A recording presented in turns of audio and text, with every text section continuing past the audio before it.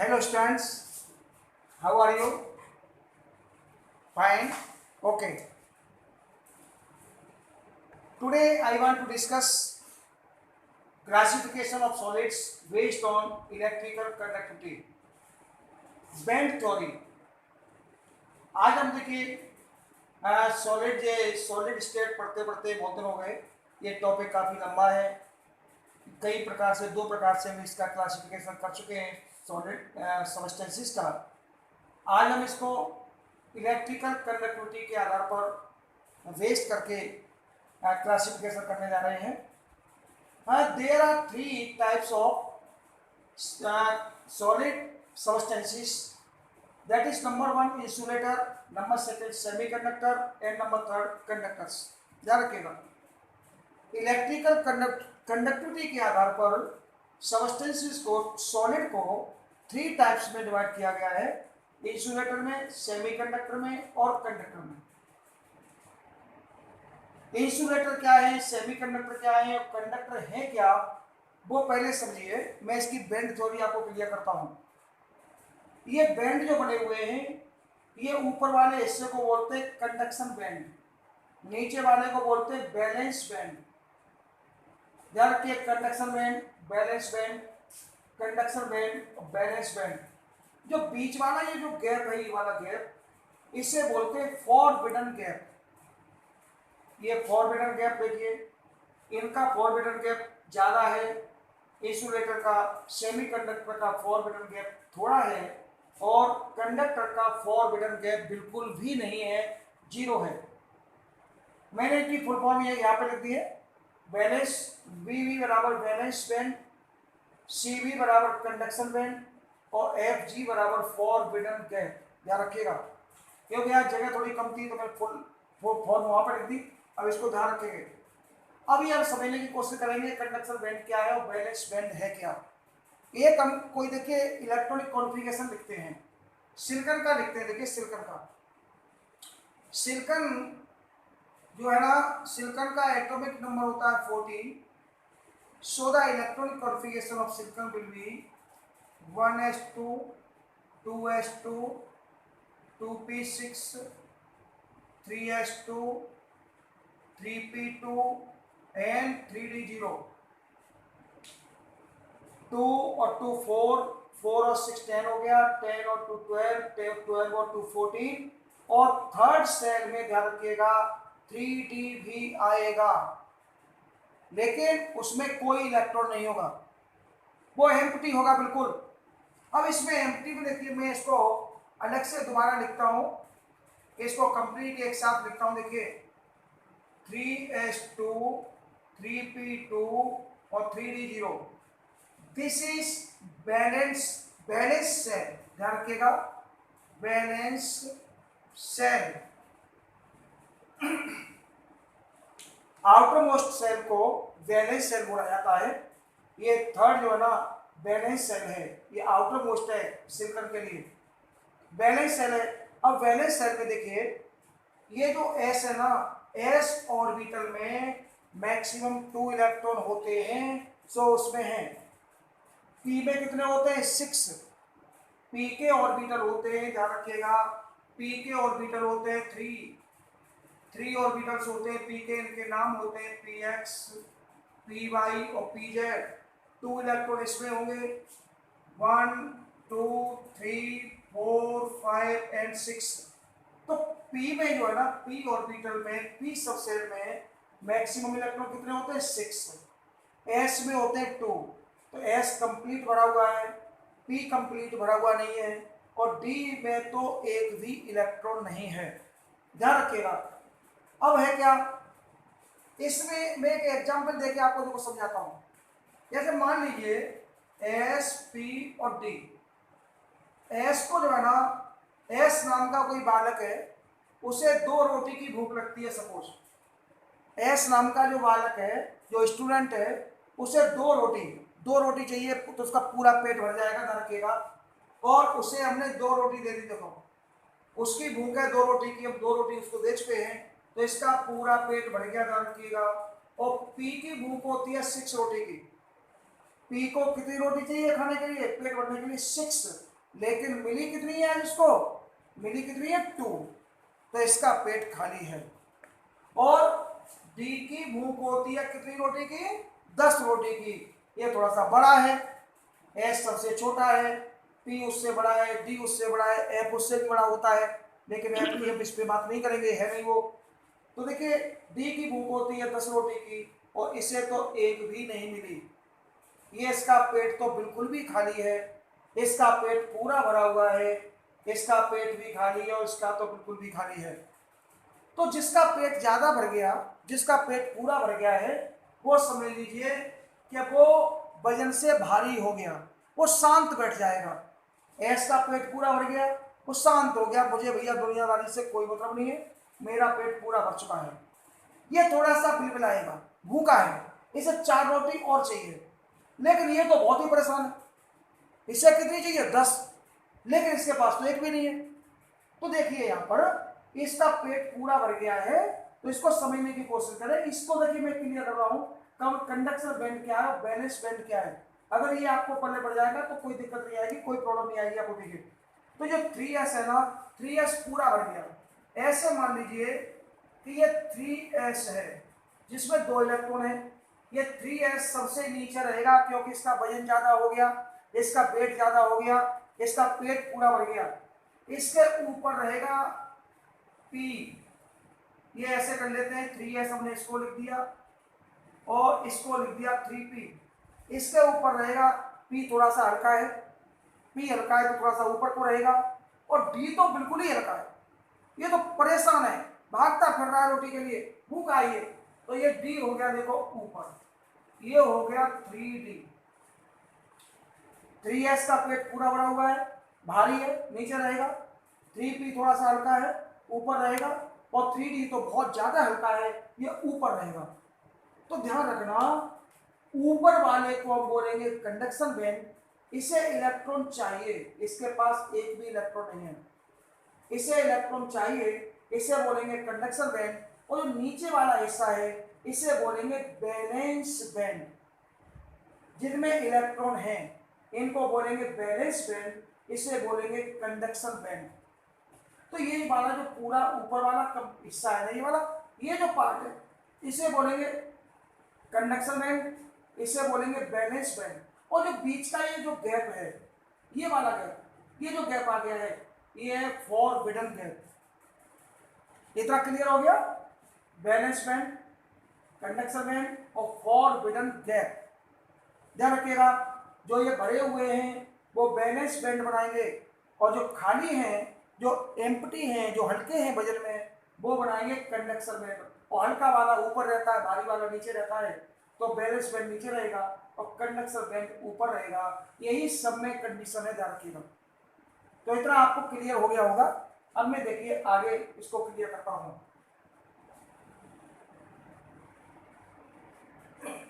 अब देखिए क्या है इसमें, ये कंडक्शन बैंड है, ये बैलेंस बैंड है, ये फॉरबिडन गैप है। इसमें क्या होगा, कंडक्शन बैंड में इलेक्ट्रॉन भरे हुए हैं। ये अभी हमने दिखाए थे ना, एस में 2 इलेक्ट्रॉन थे, पी में 2 इलेक्ट्रॉन थे, जो भी इलेक्ट्रॉन है वो इसमें भरे हुए हैं, लेकिन इसमें एक भी इलेक्ट्रॉन नहीं है, इसमें कोई इलेक्ट्रॉन नहीं है। अब हम कंडक्टिविटी को पैदा करना चाहते हैं। कंडक्टिविटी पैदा तब होगी जब इसके इलेक्ट्रॉन इसमें पहुंच जाएंगे।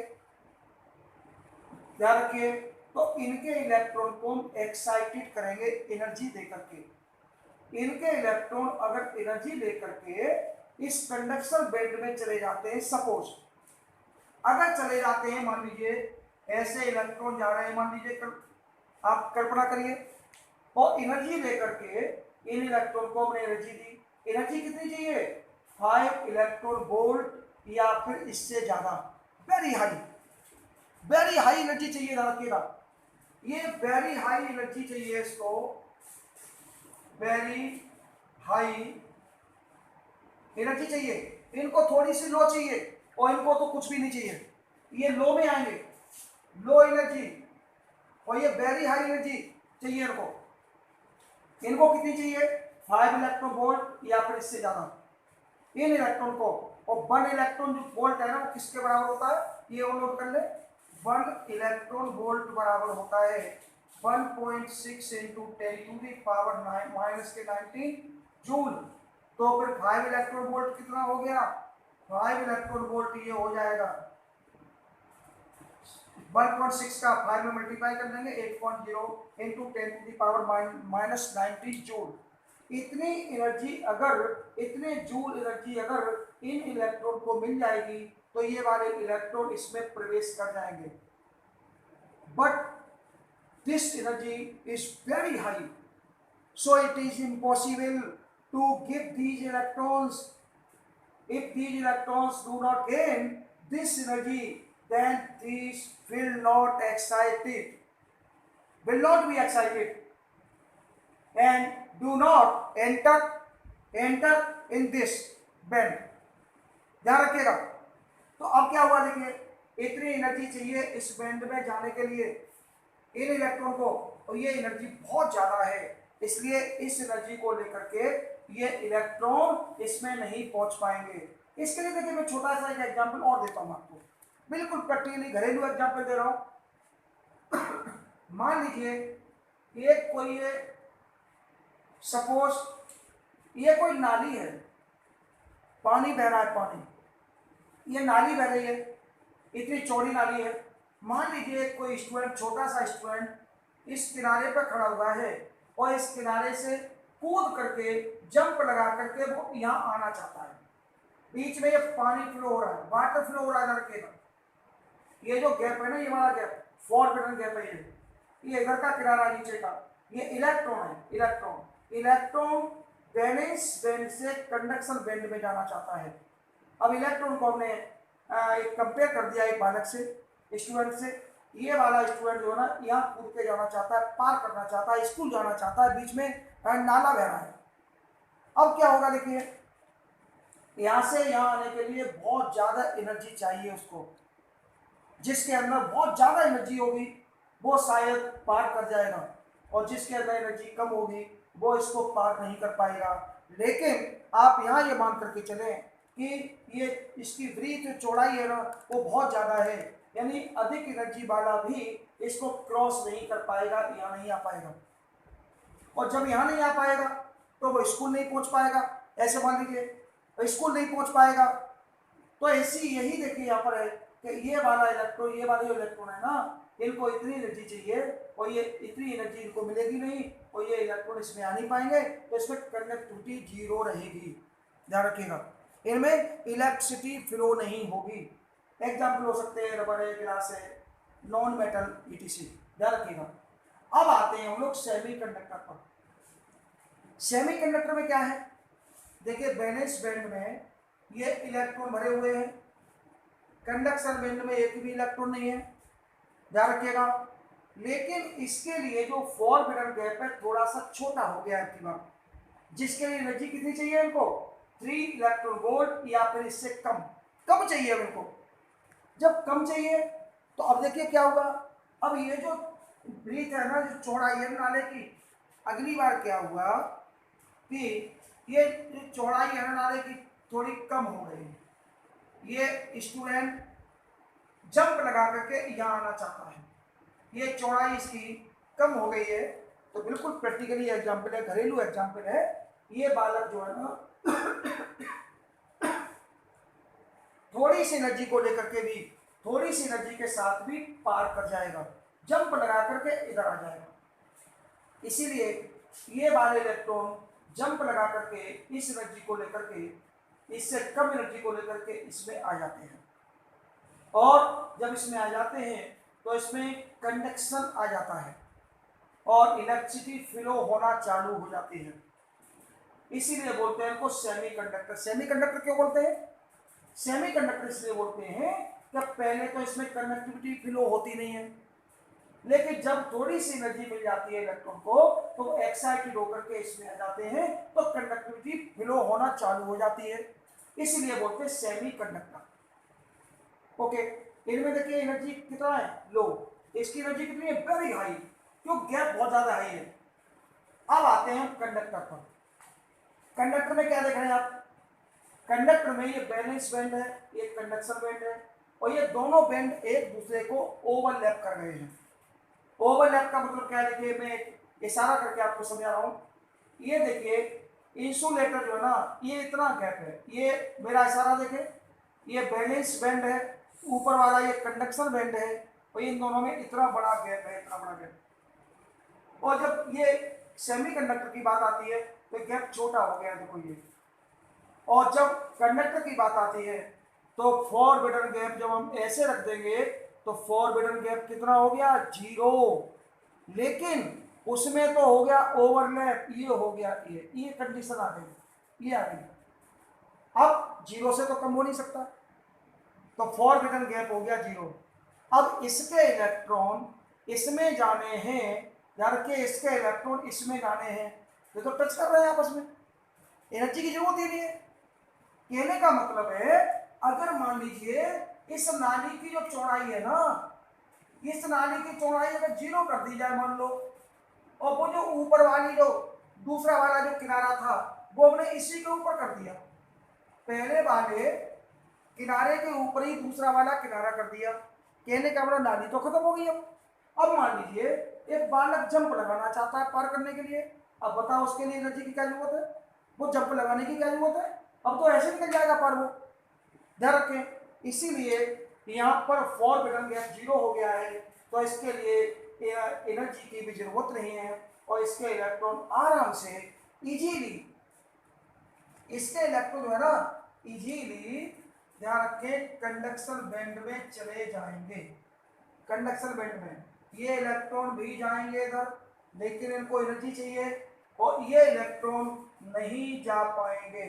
ध्यान रखें, ये इलेक्ट्रॉन नहीं जा पाएंगे क्योंकि इतनी एनर्जी मिलेगी नहीं, बहुत ज्यादा एनर्जी है। ऐसे करके देखिए, ये बैलेंस बैंड से कंडक्शन बैंड में इलेक्ट्रॉन किस तरह से पहुंचते हैं, किस तरह से उनमें कंडक्टिविटी आती है, ये बैंड थ्योरी यहाँ पर देखिए क्लियर होती है। इसके एग्जाम्पल आप मेटल्स लेंगे, जिसमें सिल्वर है, एल्यूमिनियम है, आयरन है, कॉपर है, एक्सेट्रा, बहुत सारी मेटल आप ले सकते हैं, सब के सब आपके देखिए कंडक्टर हो गई। ये इस तरह से बैंड थ्योरी यहाँ पर क्लियर होती है। ध्यान रखिएगा, एग्जाम्पल ध्यान रखें, ये नाली क्रॉस करने वाला आपको बहुत ईजी कर देगा। अब आगे बढ़ता हूं मैं। How many types of semiconductors are there? There are two types of semiconductors: intrinsic semiconductor and extrinsic semiconductor. Intrinsic semiconductor क्या है और extrinsic semiconductor क्या है, वो भी क्लियर होगा। और again extrinsic semiconductors are also classified in two categories: N type semiconductor and P type semiconductor. ध्यान रखिएगा, N टाइप सेमीकंडक्टर और P टाइप सेमीकंडक्टर, इनको मैं क्लियर करूंगा, तब तक आप जो ना इसको एक आप स्क्रीनशॉट ले लें। ओके, ले लिया होगा। अब देखिए हम आगे बढ़ते हैं। इंट्रिंसिक सेमीकंडक्टर क्या है? इंट्रिंसिक जो सेमीकंडक्टर है वो ध्यान रखें, ये प्योर है, प्योर। और ये जो है ना ये इम्प्योर है, मतलब इसमें कोई इम्प्योरिटी मिली हुई है। ये दोनों इम्प्योर है और ये प्योर है। प्योर जो सेमीकंडक्टर है उसकी कंडक्टिविटी अपनी नेचुरली जितनी होगी उतनी होगी, लेकिन एक्सट्रिंसिक क्यों बनाए जाते हैं, इम्प्योरिटी को मिला करके उनकी कंडक्टिविटी को इंक्रीज करने के लिए, एकदम कंडक्टिविटी इंक्रीज हो जाती है। अगर कोई इम्प्योरिटी मिला दी जाए इंट्रिंसिक सेमीकंडक्टर के अंदर, कोई इम्प्योरिटी मिला दी जाए तो वो एक्सट्रिंसिक हो जाता है, ध्यान रखिएगा। और एक्सट्रिंसिक करने के लिए दो प्रकार की इम्प्योरिटी मिलाई जाएंगी, एक से बनेगा एन टाइप, एक से बनेगा पी टाइप। अब मैं देखिए आगे क्लियर करता हूं, इधर आ जाइए। आप देखिए, ये सिलिकॉन का मैंने एग्जांपल लिया है, आप सिलिकॉन ले सकते हैं, जर्मेनियम ले सकते हैं, नो एनी प्रॉब्लम। ये दोनों ही 14 ग्रुप के मेंबर हैं, दोनों के आउटरमोस्ट ऑर्बिट में 4 इलेक्ट्रॉन आते हैं। देखिए ये 4 इलेक्ट्रॉन, ये सिलिकॉन बहुत सारे रखे हुए हैं। जैसे कार्बन आपने पढ़ा होगा, कार्बन बहुत लंबी चेन बना लेता है, इसी प्रकार से सिलिकॉन भी बनाता है। सिलिकॉन के 4 इलेक्ट्रॉन होते हैं आउटरमोस्ट ऑर्बिट में, वैलेंस शेल में 1 2 3 4। ब्लैक वाले देख लीजिए आप, इसके वाले में रेड वाले दिखाएं 1 2 3 4, ध्यान रखें। इसके देखिए ब्लैक 1 2 3 4। ये जो है ना, ये जो इलेक्ट्रॉन दिखाए हैं, एक इलेक्ट्रॉन इसका और एक इलेक्ट्रॉन इसका, ये दोनों शेयर करके एक कोवैलेंट बॉन्ड बना देंगे। कोवैलेंट बॉन्ड ध्यान रखिएगा। तो सिलिकॉन की जो valency of silicon is 4। Silicon की वैलेंसी 4 होती है। एक वैलेंसी इधर आएगी, एक ऊपर को, एक इधर को, एक नीचे को। 1 2 3 4, 4 वैलेंसी हो गई, सबकी 4 हो गई। देखिए 1 2 3 4, 1 2 3 4, ऐसे करके 4 वैलेंसी सबकी है। ये जो इधर पड़ा हुआ है खाली, इधर सिलिकॉन और आएंगे, ऊपर सिलिकॉन और आएंगे, नीचे को आएंगे, उधर को आएंगे। इनमें एक एक देखिए, इसमें कोई इलेक्ट्रॉन नहीं है। इसमें इलेक्ट्रॉन क्यों नहीं है? इधर जो सिलिकॉन आएगा यहाँ पर, उसका इलेक्ट्रॉन इसमें आ जाएगा। ऐसे ही इस वाले का इसमें आ जाएगा, इस वाले का इसमें आ जाएगा, एंड सोन, ऐसे ही चारों तरफ से हो जाएगा। ध्यान रखिएगा। यह जो है ना इंट्रिंसिक सेमीकंडक्टर है, इंट्रिंसिक। इस वक्त ध्यान रखिएगा, दिस इज इंट्रिंसिक,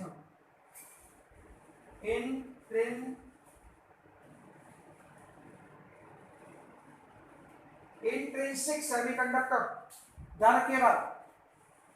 और इस इंट्रिंसिक सेमीकंडक्टर में ये प्योर है, प्योर। देखो प्योर कैसी है, इसमें सिलिकॉन के अलावा कुछ भी नहीं है। Nothing is except of silicon present in this. इसमें सिलिकॉन के अलावा कुछ भी नहीं है, सारे के सारे सिलिकॉन है। This is pure. इसमें नेचुरली जितनी कंडक्टिविटी होगी उतनी होगी। अब हम ये चाहते हैं कि इसकी कंडक्टिविटी एकदम इंक्रीज हो जाए, तो इंक्रीज होने के लिए हम लोग इसको एक्सट्रिंसिक बनाएंगे, और एक्सट्रिंसिक बनाने के लिए इम्प्योरिटी बनाएंगे। इम्प्योरिटी बनाएंगे तो 2 प्रकार के बनेंगे, एक प्रकार का सामने देखिए। अब हमने क्या किया, थोड़ा सा अभी आपने इसका स्क्रीनशॉट दे लिया है, तो मैं थोड़ा सा इसको मिटा रहा हूं। देखिए आगे देखें इसको। अब हम कैसे तैयार करेंगे एन टाइप और पी टाइप को। जो सिलिकॉन है ना, सिलिकॉन, या आप चाहें तो जर्मेनियम ले सकते हैं इसकी जगह पर। ये 14 ग्रुप के मेंबर हैं, 14 ग्रुप के मेंबर हैं। इसमें अगर आप इनके साथ, अगर आप मान लीजिए यहाँ पर 15 ग्रुप, यहाँ पर 13 ग्रुप, ध्यान रखें। इससे मोर देन वन और लेस देन वन। इसमें 14 ग्रुप वालों में अगर 15 ग्रुप वाले को मिलाओगे तो बनेगा, ध्यान रखिएगा, एन टाइप। ये बनेगा एन टाइप सेमीकंडक्टर। और अगर 13 वाले को मिला दिया तो बनेगा P type semiconductor. P type semiconductor. अब 15 ग्रुप में कौन सा आएगा? देखिए नाइट्रोजन आता है, फास्फोरस आता है, देखिए आर्सेनिक आता है, लेकिन एक ले लीजिए, आपने सपोज पी ले लिया यहाँ पर। और 13 ग्रुप में बोरोन आता है, एल्युमिनियम आता है, गैलियम आता है। मान लीजिए हमने Ga ले लिया, gallium. Suppose atomic number of phosphorus is 15, atomic number of gallium is 31, its electronic configuration is 285, its electronic configuration is 28183। याद रखिए, इसके आउटर मोस्ट ऑर्बिट में 5 इलेक्ट्रॉन है, इसके आउटर मोस्ट ऑर्बिट में कितने इलेक्ट्रॉन है? 3। इन इलेक्ट्रॉन की, यही तो बैलेंस इलेक्ट्रॉन है, ये बैलेंस इलेक्ट्रॉन है, ये बैलेंस इलेक्ट्रॉन है। और इनके जो होंगे ना, अगर मैं सिलिकॉन का लेता हूं तो इसका इलेक्ट्रॉनिक कॉन्फ़िगरेशन आएगा 284, because its atomic number is 14। ध्यान रखिएगा 284। जब 284 आएगा, इसके आउटमोस्ट ऑर्बिट में कितने इलेक्ट्रॉन हो गए? 4 हो गए। तो इसके 4 हो गए, अभी आपने 4 लिखाए थे सबके। देखिए अब 4 वाले के साथ में हम 5 वाले को लेते हैं। हमने क्या किया, इसमें से सिलिकॉन एक मिटा दिया, एक सिलिकॉन खत्म कर दिया, उसकी जगह पे पी ले लिया। देखिए यहाँ पे हमने ले लिया पी। आप जो है ना एक 2-4 सिलिकॉन और मिटा सकते हो, नो एनी प्रॉब्लम, इसमें कोई प्रॉब्लम नहीं है। तो बहुत बड़ा क्रिस्टल होगा, कोई छोटा मोटा नहीं है। एक हमने एग्जांपल दिया है, एक हमने पी मिटा दिया। अब पी के आउटर मोस्ट ऑर्बिट में कितने इलेक्ट्रॉन है? 5। तो ध्यान रखिए शेयर पी का जो है ना, एक 1 2 3 4 ऐसा ना, देखिए 1 2 3 4, एक कहाँ गया? एक आ गया। तो कोई फिफ्थ जो इलेक्ट्रॉन है वो ये रहा, अगेन 1 2 3 4, और फिफ्थ इलेक्ट्रॉन ये हो गया पी का, जो फ्री है, जो कोवेलेंट बॉन्ड बनाने में शेयर नहीं कर रहा है। शेयर कर लिया 4 ने, ये फ्री हो गया, और जो फ्री इलेक्ट्रॉन होगा वही तो कंडक्टिविटी शो करेगा। ध्यान रखिएगा, फ्री इलेक्ट्रॉन जो है ना, इस तरह से देखिए ये बनाएगा हमारा एन टाइप सेमीकंडक्टर। ये फ्री जो इलेक्ट्रॉन है, एक एक्स्ट्रा इलेक्ट्रॉन, ये जब इसमें प्रेजेंट होगा तो इससे बनेगा एन टाइप सेमीकंडक्टर। ध्यान रखिएगा, this is example of N type semiconductor. अब हम बनाते हैं P type semiconductor. P type semiconductor के लिए मैंने बताया आपको, बोरोन है, एल्युमिनियम है, गैलियम है, 13 ग्रुप का आपको कोई एक मेंबर लेना है। मान लीजिए मैंने गैलियम ले लिया सपोज, तो मैं इसको चेंज कर देता हूं, इसको अभी आप स्क्रीनशॉट ले लें, फिर चेंज करता हूं इसको। ओके, अब देखिए मैं इसको यहां पर बनाना चाहता हूं, कौन सा? P type, P type semiconductor. ध्यान रखिएगा, तो मैंने क्या किया, एक सिलिकॉन को यहां से मिटाया और इसकी जगह पे गैलियम लगा दिया, ला करके गैलियम लगाया। देखो गैलियम Ga, और गैलियम के आउटरमोस्ट ऑर्बिट में कितने इलेक्ट्रॉन है वैलेंस शेल में? वैलेंस शेल में 3 इलेक्ट्रॉन डाल के 3। तो हमने क्या किया, देखिए 1 2 3, इसके जो इलेक्ट्रॉन है गैलियम का 1 ये हो गया, 2 ये हो गया, 3 ये हो गया, और ये जो इलेक्ट्रॉन है देखिए यहाँ पे नहीं आएगा, एक इलेक्ट्रॉन कम पड़ गया, यहाँ पे हो गया। देखो ये होल, इसे बोलते हैं पॉजिटिव होल, नॉट इलेक्ट्रॉन, ये पॉजिटिव होल है, पॉजिटिव होल। ये जो पॉजिटिव होल है यही कंडक्टिविटी को इंक्रीज करेगा। ध्यान रखिएगा, एन टाइप में इलेक्ट्रॉन, फ्री इलेक्ट्रॉन कंडक्टिविटी को इंक्रीज करता है, और पी टाइप में जो है ना, ये पॉजिटिव होल जो होता है, होल छिद्र, वो कंडक्टिविटी को इंक्रीज करता है। इस तरह से देखिए इनमें कंडक्टिविटी एकदम इंक्रीज हो जाती है। तो फिर सेमीकंडक्टर कितने टाइप के हो गए?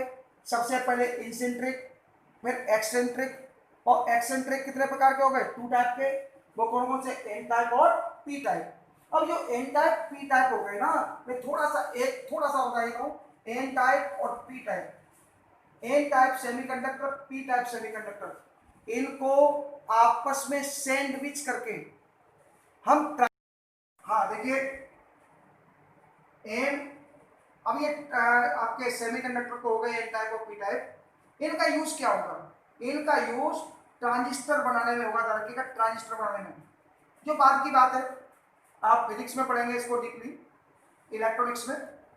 ट्रांजिस्टर क्या है? आप कभी भी इलेक्ट्रॉनिक्स का कोई आइटम, टीवी वगैरह बनवाने जाइए, उसमें 3 टांगे होंगी, 3 टांगे, एक डायोड होता है और एक ट्रायोड होता है। ट्रायोड, ट्रांजिस्टर में 3 टांगे होंगी, ऐसे एन पी एन, इनको सैंडविच करके 1 2 3 सैंडविच करके क्या करना है आपको? सैंडविच जानते होंगे, घर पर सैंडविच बनाई होगी आपने, आलू की और ब्रेड की। उसमें क्या करते हो? आपने क्या किया, नीचे ब्रेड ले लिया और बीच में आलू भर लिए, आप पटेटो, पी फॉर पटेटो, और उसको ऊपर क्या लगा लिया? फिर ब्रेड लगा लिया। बीच में आलू भर लेते हैं, नीचे पटेटो, ब्रेड, ऊपर ब्रेड, बीच में पटेटो, आलू भर लिए, और क्या बन गया? सैंडविच। आप कुछ और भी भर सकते हैं बीच में, ऐसी कोई, ये तो मैंने एग्जांपल दिया है, इसको बोलते हैं सैंडविच। अब सैंडविच में क्या है, देखिए ये भर दिया हमने पटेटो, पी फॉर पटेटो, लेकिन यहाँ पोटैटो नहीं है, ध्यान रखिएगा। ये पी टाइप सेमीकंडक्टर है, N type semiconductor, N type semiconductor, दो एन टाइप सेमीकंडक्टर के बीच एक पी टाइप सेमीकंडक्टर को हमने सैंडविच कर दिया है।